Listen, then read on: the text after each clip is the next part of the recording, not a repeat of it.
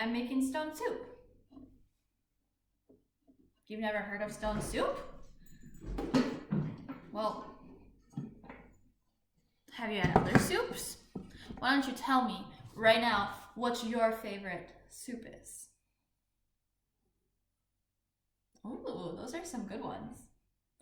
My favorite is tortellini.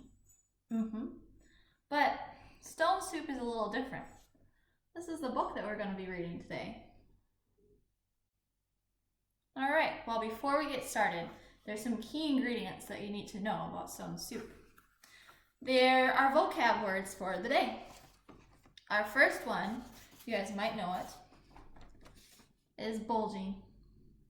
Do you know what it is? Can you think of what it means? Give me your best guess. Those are some good guesses. Well, here is how they use it in the sentence. She came back with a sack bulging with carrots and onions. Does that give you a hint? Bulging means filled to the brim, almost overflowing. Our next vocab word is one that I really like, gruff. Let me use it in a sentence for you. Forget it, she said. Forget it, said the man in a gruff voice. Did that give you a hint? You should let me know your best guess.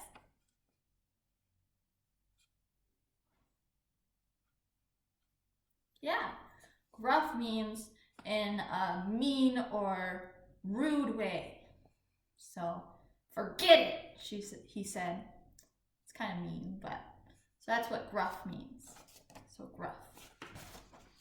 Our last vocab word, and look for all these in the story, is another way to describe how someone says something is wind. Do you know what that one means? I'm sure you do. I'll read it in the sentence though for you. How about that? I'm tired. I'm hungry, whined Molly. Have you ever whined to your parents? Oh, it's like you don't really want to do it. So you give this voice. That's what whined is. All right, now that you have your ingredients, your vocab words for stone soup, we are going to do a little picture walk through the book. So first off, look at that cool cover. Do you see what he has?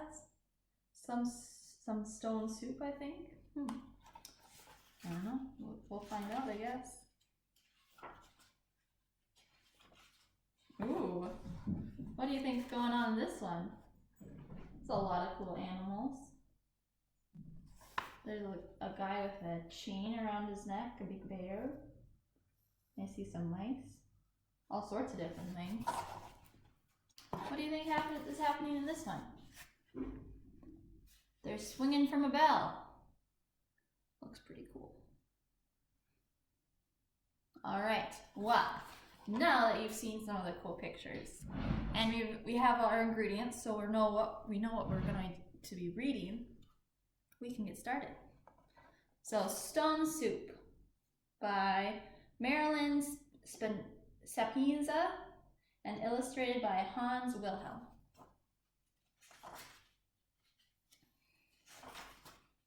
Stone Soup.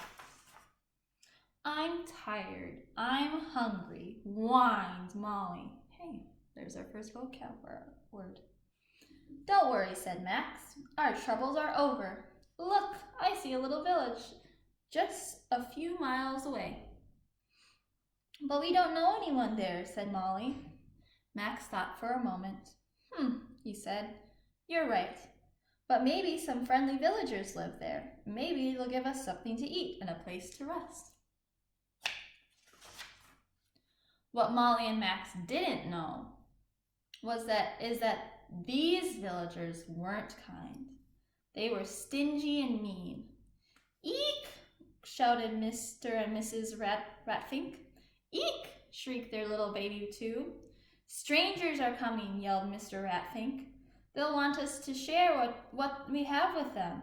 Eek! Squealed baby Ratfink. Let's hide our food. Let's close our shop, said the butcher. It sounds like these guys don't want to share. Have you guys ever not wanted to share something? Yeah, me too. It can be hard sometimes. Let's see what happens. The town banker hid his money. He put a sign on the bank that said closed. The village innkeeper hid his room keys. He put a sign on the hotel, no room. The farmer's wife hid the garden vegetables. She closed the door and shuttered the windows. The townspeople hid their carrots and corn. They hid their potatoes and beans. They hid beans and broccoli, onions and herbs, milk and meat. Soon there was not one bit of food in sight. All the villagers practiced looking hungry. But by the time Molly and Max reached the village, there was no one around. Where is everybody? Asked Molly. They're probably inside having lunch, reasoned Max. Can't you smell something delicious? Yes, said Molly. It's coming from that house over there. The door is even open a crack. Maybe they saw us coming and are waiting for us, said Max hopefully. Do you think they're waiting for them? But when Molly and Max got to the door, it slammed shut. Go away, shouted a voice from behind the door. Molly and Max walked up to a man who was crossing the street. Excuse me, sir, said Molly. Could you please help us? We've been traveling a long time, and we could use a hot meal and a place to sleep. Forget it, said the man in a gruff voice. Hey, there's another one of our words. Gruff, mean, angry man. And look at the picture. He looks like a gruff guy too, doesn't he?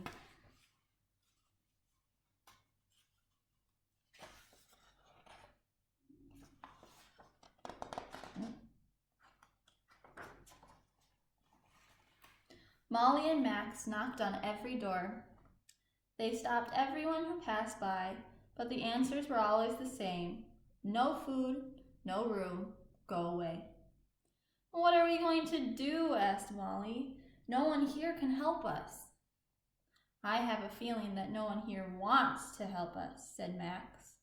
I think these people have hearts of stone. Hey, said Molly, that gives me an idea. Molly whispered her ideas to Max. Then they rang the village bell. Bong, bong, bong, went the bell. All the townspeople came running. What's going on here? Grumbled Mr. Ratfink. We only ring the bell when there's an emergency. Eek! Screeched baby Ratfink.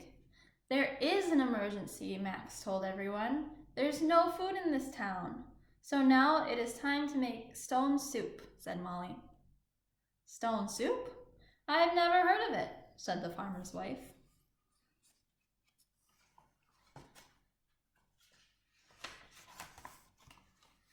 Of course you haven't heard of it, said Molly. It's a secret recipe, but we'll share the recipe with you just the same, said Max. Then we'll all have something to eat, and none of us will be hungry. Well, said the villagers impatiently, what do we need to do first? Molly answered, heat some water in a pot.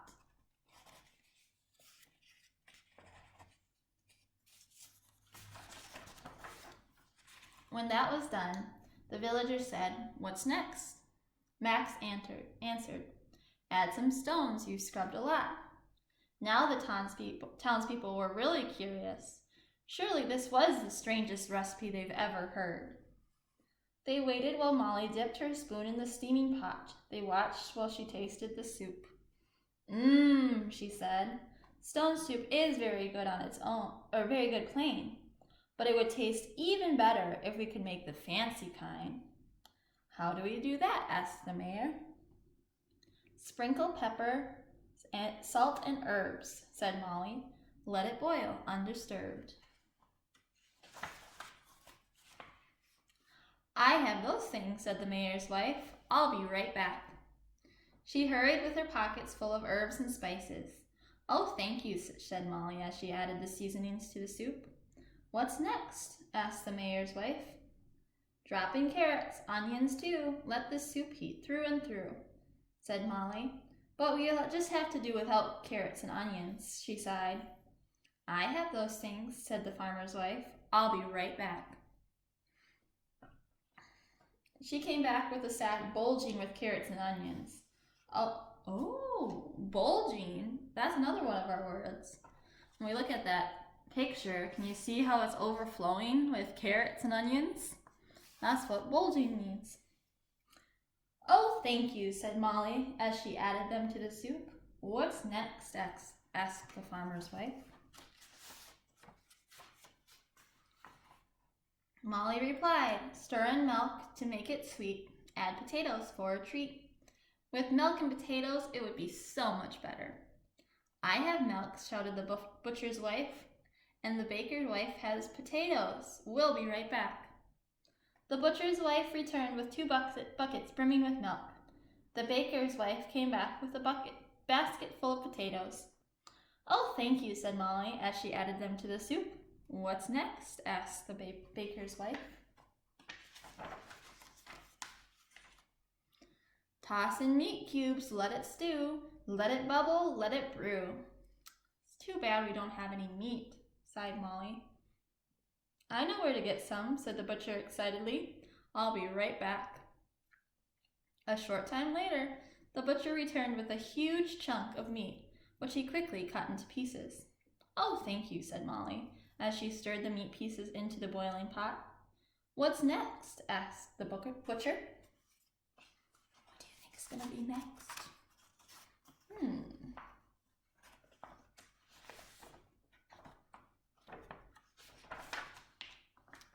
Next is the best part, said Molly. Taste the soup, and when it's done, serve stone soup to everyone. Yay, cheered the mayor. It's time to taste the soup. He snatched up a spoonful of soup and tasted it. This is the most delicious soup I've ever had, said the mayor, and to think that it was made with nothing but stones and water. Amazing. Look at all the villagers, so happy.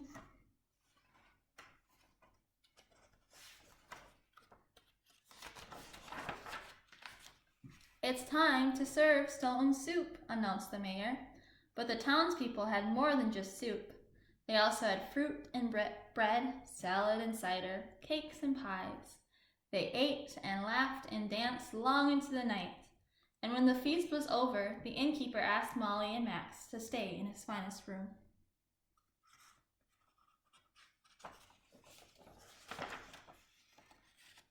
The next morning, everyone waved goodbye to Molly and Max. How can we thank you for the secret recipe? They called. Share stone soup with everyone, sang the travelers. And finally, on the last page, is the recipe for stone soup, so you guys can actually make it. I'll put this in the link below, or in the description below, so you can follow the recipe with your parents and try stone soup for yourself. And that's the end. I love these pictures. Really cute pictures of Max and Molly, right? Yeah. The end. Thank you guys so much for listening. That's one of my favorite books. And it's pretty fun to make stone soup, especially when you have friends to share it with. So before you leave, I want to ask you 2 really important questions. First, have you guys ever found it really hard to share with other people? Maybe it's not your food, but maybe it's a toy, or maybe it's you're sharing your pencils, or sharing even a friend with someone else. It can be kind of tough. So let me know about a time that it was tough, it was hard for you to share with someone else in the comments below. My second question is, do you think the stone soup would have been as good without the villagers sharing their fruits or their vegetables and meat and ingredients? Water and stone, do you think it would make a good soup? Let me know what you think. I'll check the comments below. Thank you guys so much for watching, and I'll see you later.